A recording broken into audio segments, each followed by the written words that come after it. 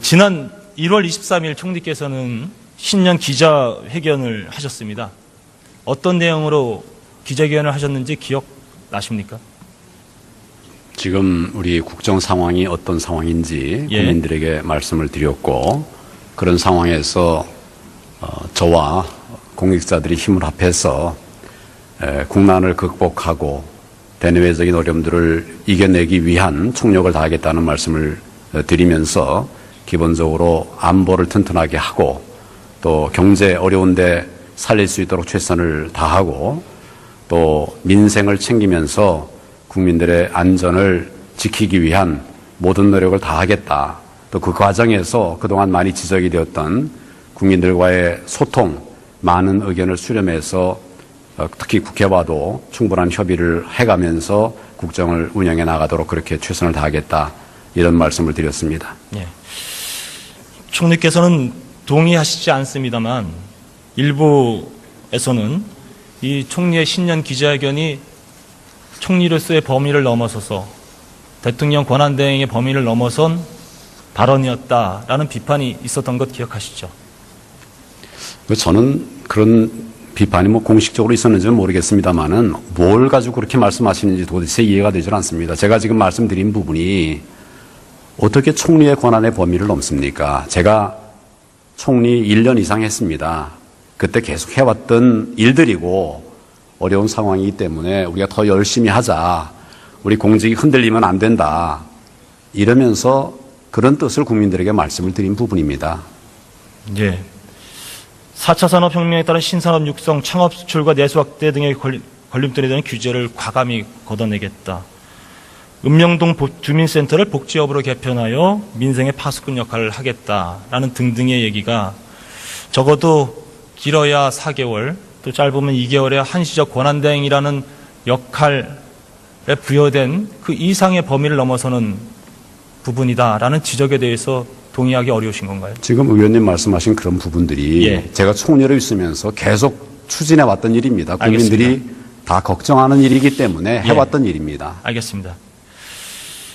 자, 이에 대해서 저희 바른정당의 장제원 대변인이 국민의 우려를 대변해 차기 대선 불출마에 대한 모호한 태도에서 벗어나 명확한 입장을 밝히고 탄핵의 엄중한 시기에 정치 행위를 비춰지는 것들은 자제라는 내용의 성명을 발표했습니다.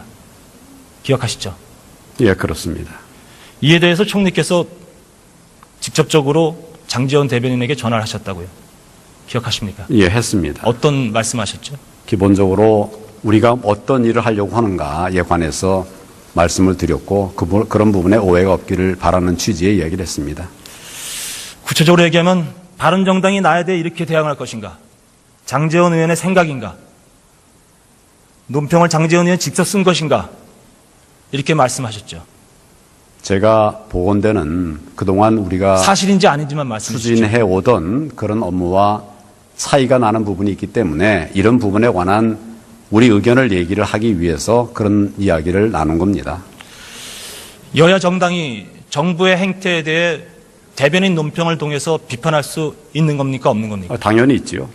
그러면 그 비판이 있을 때 총리께서나 정부 부처 장관이 이 비판 성명을 발표한 대변인에게 직접 전화를 걸어서 개별적인 문제 제기를 하는 것이 옳다고 생각하십니까? 기본적으로 개별적으로 아는 분의 경우에는 편안하게 여러 가지 이야기를 할 수 있습니다. 제가 알지도 못하는 대변인에게 그렇게 하는 것은 제가 총리로서 대변인에게 하는 것이 아니었기 때문에 통화가 가능했던 것입니다. 아직도 총리께서는 잘못한 행위라는 것을 인정 안 하십니까? 저는 많은 통화를 하는데 그중에는 국회의원들도 있습니다만은 저는 부적절했다고 생각합니다. 필요한 부분들에 관해서 소통하는 일환으로 그렇게 많은 통화를 합니다. 그 통화가 받는 사람으로 하여금 대단히 불편하게 했다면, 그것도 국회의원이고 정당의 대변인이라면 총리께서 그래도 한 점 잘못이 없다고 생각하시는 겁니까? 저는 그 논평에 관해서 논평을 한 분이 의원님 말씀하시는 그 의원이기 때문에 제가 평소에 그런 관계를 생각하고 있었기 때문에 그 바른 뜻이 뭐냐 그걸 내가 물어봐 확인한 것입니다. 다른 대변인의 다른 분이 했다고 그러면 제가 어떻게 전화를 하겠습니까? 또 전화 만약 할 일이 있다고 그러면 그런 채널이 있습니다. 그런 방향으로 갔겠죠. 앞으로는 똑같은 상황이 발생된다고 한다면 총리께서는 대변인을 통해서 정부의 입장을 말씀해 주든지 총리의 입장을 전달해 주시든지 하는 방법을 하셔야 될 것 같습니다. 제가 공적으로 그렇게 한 것이 아니라는 점을 말씀을 드립니다. 예. 다시 한번 말씀드리면 대변인은 본인의 이야기를 하는 것이 아니라 당의 이야기를 하고 또 특정 그룹의 이야기를 대변하는 사람입니다. 그것을 개인의 의견인 양 문제 제기를 하고 한다면 제대로 된 시스템이 이루어질 수가 없는 것이죠. 잘 유념해 주시기 바랍니다. 다시 한번 묻겠습니다. 총리, 대통령 출마 어떻게 하실 겁니까? 많은 분들의 질문이 있습니다. 그리고 이에 대해서 총리의 답변을 많은 사람들이 듣고 싶어 합니다. 어떻게 하실 겁니까? 저는 공직자입니다. 네. 현재 대통령 권한 대행에 무거운 짐을 맡고 정말 무거운 책임감을 느끼고 있습니다. 당면한 국내외의 여러 어려움들이 너무 많습니다. 극복해야 됩니다. 그리고 국정을 가급적 조기에 안정화시켜서 국민들께서 정부를 믿을 수 있도록 해야 되기 때문에 여기에 모든 역량을 집중하고 있습니다. 다른 생각할 겨를 없습니다. 네. 지금 이 시점에서 총리께서 그렇게 국정 안정을 바라신다면 정말 출마하실 생각이 없으시다면 나는 출마하지 않겠다. 오로지 국정 안정을 위해서 내 혼신을 바치겠다. 이렇게 답변하시는 것이 국정 안정의 가장 큰 보탬이 되겠죠. 그리고 지금 야당의 협조를 얻어서 국정 안정을 지켜야 되는 가장 큰 힘을 갖게 된다고 생각합니다. 그럼에도 불구하고 총리가 끝까지 이 부분에 대한 답변을 회피하는 것은 결국 출마할 생각이 있다라고 생각할 수밖에 없습니다. 어떻게 보십니까? 저는 오로지 지금 어려운 국정을 챙기는 일에만 전념하고 있습니다. 제가 다른 걸 다 떠나서 제가 옆에서 바라본 총리는 참 반듯하신 분입니다. 그리고 중심이 있으신 분입니다. 그리고 무엇보다 성실하신 분이십니다. 저는 이 혼란 속에서 총리께서 대통령 권한대행이라는 막중한 책임을 잘 완수하고 정말 빛나게 퇴임하시기를 진심으로 바라는 사람입니다. 그런데 여기까지입니다. 만약에 총리가 어느 순간에 대통령 권한대행으로서가 아니라 대통령 후보자가 되는 순간 이 모든 것이 다 엉클어지고 또 한 번 불편한 진실이 나타날 수밖에 없는 상황이 되는 겁니다. 일부는 총리가 대통령에 출마하기를 바라지만 과연 대다수의 국민은 어떻게 생각할까요? 말씀해 보시죠. 저는 지금도 공직의 신분을 가지고 예. 국정을 앞에 놓고 일하고 있습니다. 오로지 거기에 전념하게 해주시길 바랍니다. 알겠습니다. 언젠가 때가 되면 말씀하시겠다고 하셨죠? 그때가 어느 때쯤이라고 생각하면 되겠습니까? 제가 그것 또한 말씀하시기 어려운 공무원들과 함께 국정을 바르게 끌어가기 위해서 최선을 다하는데 우리 네. 국회에서도 좀 힘 주시고 협조해 주시면 고맙겠습니다. 저는 총리께서 책임지는 총리, 그리고 국가가 어려울 때 이 어려운 국가를 안정적으로 잘 이끄는 총리, 그리고 어쩌면 총리께서 지향해 왔던 보수의 중심으로서의 역할 또한 하기를 진심으로 바랍니다. 그러나 대통령 권한대행을 던지고 나가서 해야 되는 이 시점은 아니라고 봅니다. 총리께서 그만두시면요, 유일호 부총리가 대통령 권한대행, 국무총리 권한대행, 그리고 경제부총리 겸 기획재정부 장관, 온통 권한대행의 대한민국이 되는 겁니다. 과연 총리께서 이러한 시스템, 이런 체제, 이렇게 불안해질 수밖에 없는 상황을 방치하고 나가시는 것에 대해서 국민들이 동의할까요?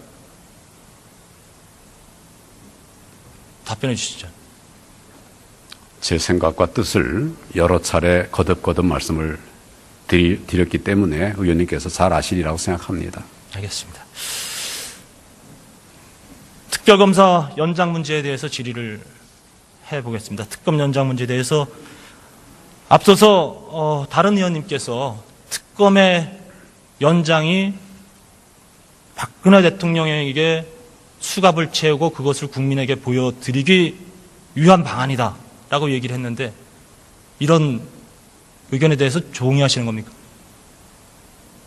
의원님의 말씀에 대해서 제가 제 의견을 얘기하는 것은 적절치 않고 거듭 말씀드리는 것은 우리가 이제 구속 기간에 제한이 있는 부분이 있습니다. 이게 뭐냐면 구속 사건의 수사 기한에 제한이 있는 부분이 있습니다. 이게 뭐냐면 구속 사건의 경우에는 열흘 안에 수사를 해라. 또 부득이한 경우에는 한 번 연장해서 20일 안에 해라. 그렇게 법상 규정이 되어 있습니다. 제가 구속 사건의 예를 들었습니다만은 20일이라고 하는 기간은 아직 남아 있습니다. 그 기간 동안에 수사를 하는 것이 필요하지, 지금 이 시점에서 연장을 얘기하는 것은 적절치 않다고 판단합니다. 이제 100번 장모에서 지금 이 시점에서, 이른 시점이라고 판단해서 연장을 얘기하는 건 적절치 않다라고 하지만, 결국은 28일 날 기한을 앞두고서 특검에서 특검 수사가 미진하니 더 연장이 필요하다라고 요청한다면 총리께서 어떻게 하시겠습니까? 만약 그런 생각을 갖고 있다면 20일 동안 열심히 하지 않겠다는 생각 갖고 있는 거 아닙니까? 총리님, 그렇게 생각하면 안 그런 되고, 궤변으로 답변하실 일이 아닙니다. 이거는 그렇게 할 일이 아니고 최선을 다해야죠. 그리고 최선을 다할 겁니다. 그리고 지금 특검이 최선을 다하지 않겠다고 말씀하시는 것 또한 잘못된 말씀이세요. 그렇게 한다면이라는 제가 말씀드리지 않았습니까? 그리고 기본적으로 아까 말씀드린 구속 사건의 경우에는 열흘 이내에 하는 것이 원칙으로 되어 있습니다. 자, 이렇게 그리고 보겠습니다. 안 되는 경우에 연장하도록 되어 있으니까. 자, 과거 특별검사의 사례를 보면요, 11번의 특별검사가 있었습니다만 그중에 9건이 연장을 요청했습니다. 대부분의 특검이 주어진 시간 동안에 충실하게 이 검사를 진행하지 못하는 거죠. 그래서 그에 따라서 판단을 내릴 겁니다. 그런데 특검을 국민이 주어진 준엄한 이 특검의 역할을 하다가 시한이 모자라서 좀 더 하겠다는데 그걸 정부가 막아선다? 이걸 어떻게 해석하겠습니까? 국민들께서는. 막아선다고 한 일이 없고요. 예. 기간이 남아있으니까 충실하게 수사를 하고 그것은 그때 가서 판단을 할 일 아니겠습니까? 제가 우려하는 건 이겁니다. 만약에 총리께서 특별검사를 연장하지 않고 지금 야당에서 제출한 특별검사 연장 법안의 경우 저는 두 가지 중에 하나는 반드시 될 거라고 생각합니다. 어느 것이 낫겠습니까? 기본적으로 지금은 수사에 전념할 때입니다. 알겠습니다. 대통령께서 특검의 조사 요청에 응하지 않고 있습니다. 대통령께서는 2016년 11월 4일 제2차 대국민 감화에서 검찰 조사에 성실히 임할 각오라고 말씀하셨습니다. 특별검사에 의한 수사까지도 수용하겠다고 말씀하셨습니다. 2017년 1월 1일 신년 기자간담회와 1월 25일 정규제 TV와의 인터뷰에서도 특검의 대면 조사에 임하겠다고 하셨습니다. 그런데 아직도 임하고 계시지 않습니다. 대통령이 특검 조사에 성실히 임하고 계시다고 생각하십니까? 기본적으로 수사를 하겠다고 하고 수사를 또 받는 입장에는 변호인들과 충분한 상의를 통해서 여러 가지 논의를 하는 것으로 알고 있습니다. 그 부분에 관해서 제가 가타부터 얘기하는 것은 적절치 않습니다. 네. 국민이 판단하실 겁니다. 대통령께서 특검에 성실히 임하겠다는 약속을 지키고 계신 건지 아닌지에 대해서. 총리님, 어저께 강릉 다녀오셨죠? 평창, 강릉 다녀왔습니다. 동계올림픽 G-1년입니다. 현재까지 준비 상황 잘 체크하시고 판단하고 계십니까? 예, 제가 수시로 챙기고 있었고 어제는 직접 가서 강릉, 평창 다 둘러봤습니다. 아직까지 조금 미흡한 부분이 있습니다. 예를 들면 숙박 시설 아직 좀 부족합니다. 또 교통도 지금 이제 인프라를 구축하고 있기 때문에 아직 완성되지는 않았습니다. 그렇지만 지금 테스트 이벤트를 진행하고 있는데 테스트 이벤트 이미 진행된 부분들에 대해서는 잘 되고 있다는 평가를 받고 있는 것으로 알고 있고, 또 린드버그 그 IOC 조정위원이 와 있는데 이분도 상당히 높이 평가를 하고 있었습니다. 혹시라도 부족한 부분이 없는지 어제 장서관들이 함께 평창으로 내려가서 회의를 하고 보완책들을 마련하고 올라왔습니다. 네. 들어가셔도 좋습니다.